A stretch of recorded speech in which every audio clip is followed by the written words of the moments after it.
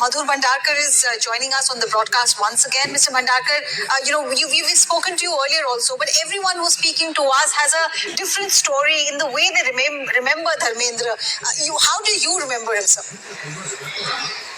I always remember him as one actor who was always, I've interacting him from last 20-25 years. I've been meeting him whenever I was in function, events, or whenever once or twice I went to his house also to meet him. And he was full of energy, he was full of positivity, vibrant, had great sense of humor, and always full of life, always, I used to always see his videos on Instagram and, about his farm house and all. And always I used to call him whenever such occasion, sometime on birthday, sometime Diwali, so I wish him every year, always I used to be in touch with him. In between, he used to not stay in Mumbai, mostly he used to stay in farm house only.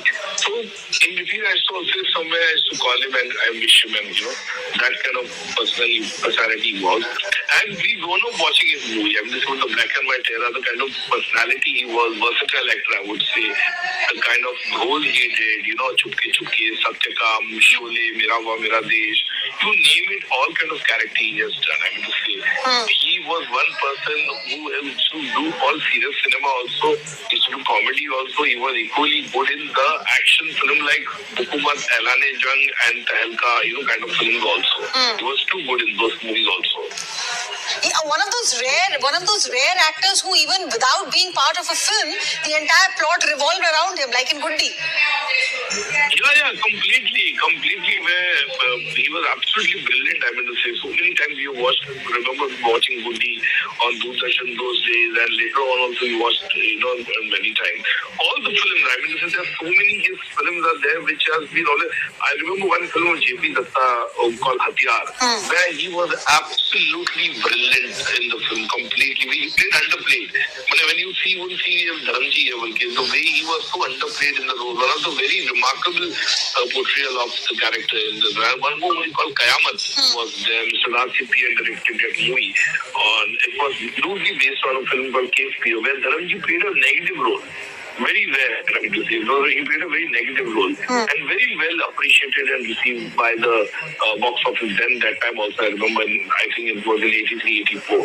So he was one person who used to play different kind of roles, and he used to always believe he was one person very helpful, help friends for movies, or always he was one person always there, for people. And whenever I had an opportunity to meet him, he was always encouraging, the kind of movie you make, acha aisi bana, realistic bana, date rahe. So the kind of, always, it was great to meet him, and I was one person used to watch his movie, and I used to tell him, picture dekhi, abhi wohi picture dekhi. Because I myself is a movie buff, so I always see all kind of movies. Even if there was a special event of Dharamji, I used to watch his movies. So his movies have been always a generation. I mean, till today also, I mean, he's been working so much in the films what he's done recently with Karan Johar, another writer friend of mine, who wrote Bobby Bouncer. He's written a film. He also where Shahid Kapoor was there. Right. So he was one person always there. Okay.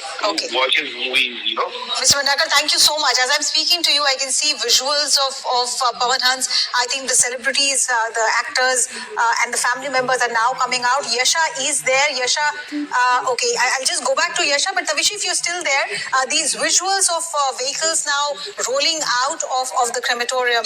So looks like they've all paid their last respect to Dharmendra ji.